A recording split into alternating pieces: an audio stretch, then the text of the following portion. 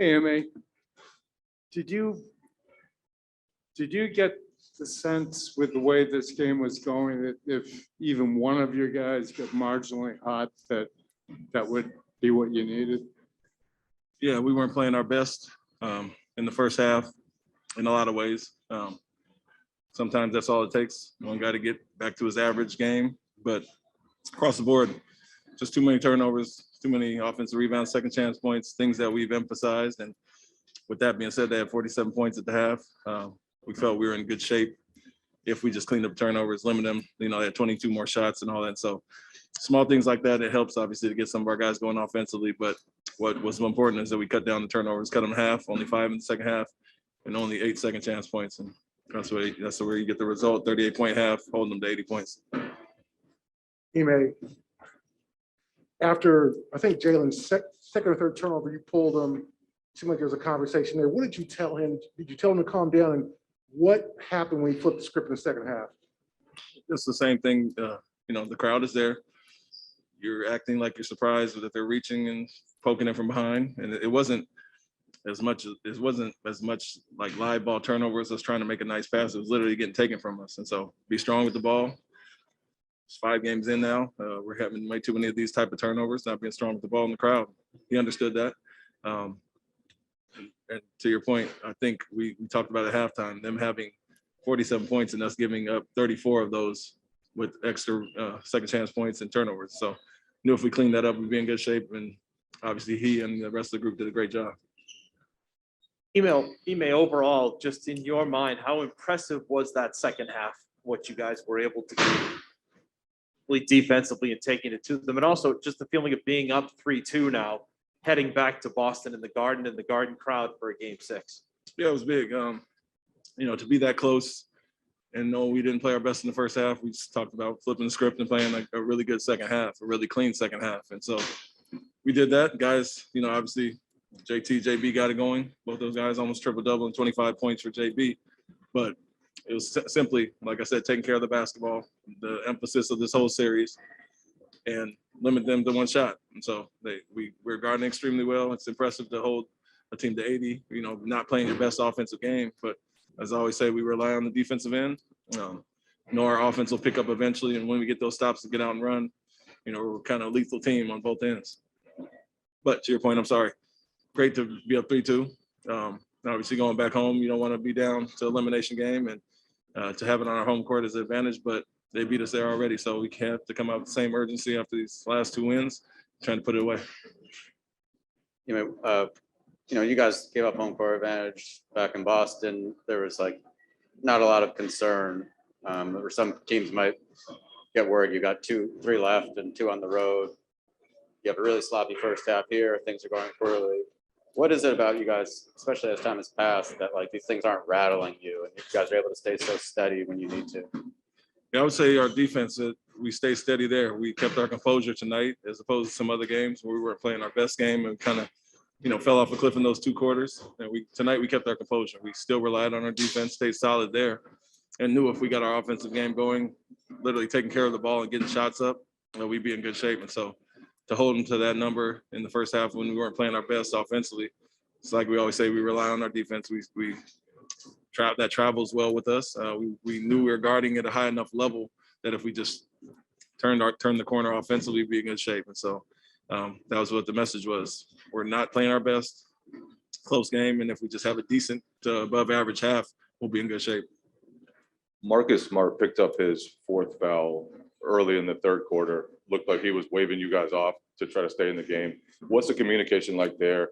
And in that moment, how much was the importance of that 3rd quarter stretch a factor in your decision to keep him on the court? Yeah, it's both. It's trusting Marcus that he knows how to play with those 4 fouls. You know, partially is Derek is right there in case, you know, so you got a really good, obviously, insurance policy. But at the same time, we were playing really well that 3rd quarter and didn't want to break the momentum with that group. And so you trust your guys. You know, he understands the situation, fouls and not getting his 5th. And so that communication's open. Tell him to be smart. Then we get him out later in the quarter when we can. And like I said, the 3rd quarter was really going well for us on both ends and didn't want to break that momentum. Was Rob dealing with something at the beginning of the 3rd?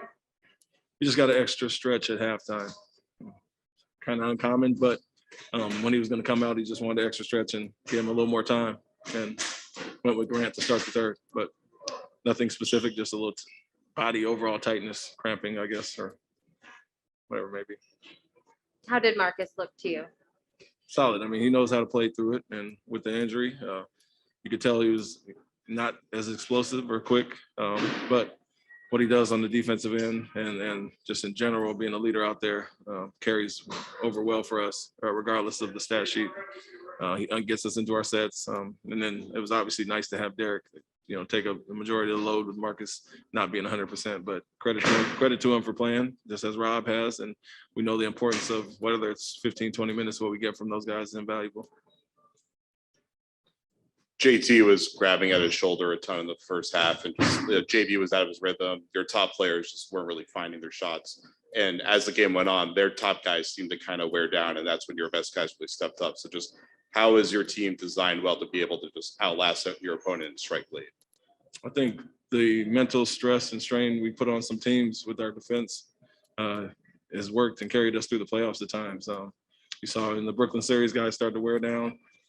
Game 7 looked like Antetokounmpo slowed down some, but just having all those bodies to continue to throw at people, wears down on them physically and mentally, making it tough as long as we don't give them easy baskets in transition. And then with our guys, we're always confident that they'll get it going and figure it out eventually. To your point, we didn't play our best first half with those two, and it takes 1 or 2 shots to go down for them to get going. And so our thing was take care of the ball, make them score in the half court, get stops and get out and run. And I think we did that in the second half, but always staying confident in those guys, knowing they can get it going at the drop of a dime. Kind of to that end, what was the difference in your mind from first half Jalen to what we saw in the second half? He didn't turn it over.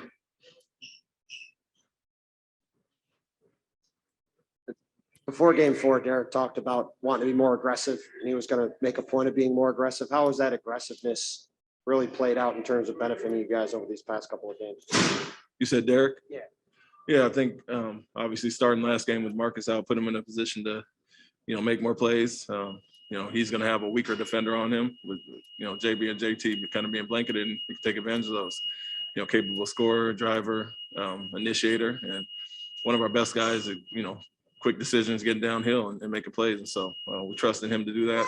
Took advantage of some double teams on Jason, and he's really good at making the play behind. And so we trust him to get the ball in the middle, whether he has a floater, pull up, or finding guys on the perimeter. So I think last game kind of sparked it with the extra opportunity of Marcus being out. And now it's great to have him back in that role, coming out with the same aggression off the bench. And this step, getting to the conference finals, getting on the verge of the finals, is a step that this franchise got to a bunch the past several years. You've obviously been in the finals, you've won a title. What's sort of the message over the next couple of days with the series going back home to, have the opportunity to close this out?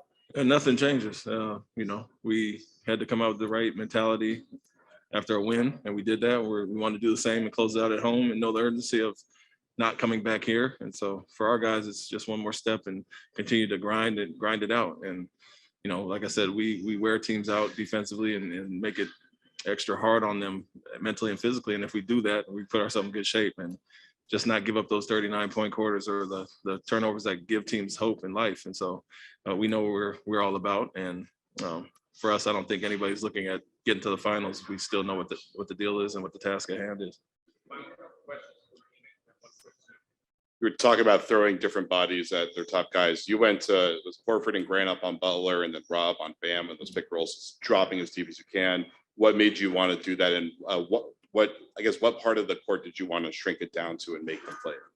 Stay locked up to their shooters and make the others score. There's some of the guys that initiate offense for them, whether it's Bam or Butler as well, and then helping off Tucker some. And so really with that, Butler wasn't really looking to score. He was more of a screener and making plays in the pocket. And so he was slipping behind some of our switches. And so we wanted to keep a big on him and play him like a big and play in a more traditional drop coverage. And so he hurt us in the first half. We switched it up in the second half to limit his effectiveness as a screener. So sorry to go back to Jalen, but could you be a little more expansive beyond just the turnovers, cutting those down? But obviously he was making baskets for you guys on the offensive end as well, had the big dunk. Just kind of what clicked in for him there in that second half? We got some really good looks, even in early in the second half, we missed some. I think once Jason got going, they started to become more aggressive and he got off the ball. And when anytime Jalen's on the second side, he's lethal, whether it's the catch and shoot or pull it. And then we found him coming out timeouts for some quick drives that got him going. But his aggression was great. He made decisive decisions quick and didn't play in the crowd. And so he took care of the ball, got shots up. And, you know, whether he is in it, you know, takes a tough pull up. Some guys are tough shot makers and he's one of them. And we'd rather have him do that 100% of the time than turn the ball over. So we just told him to get shots up. You see the crowd get off the ball, but be aggressive. We need it, and he did it.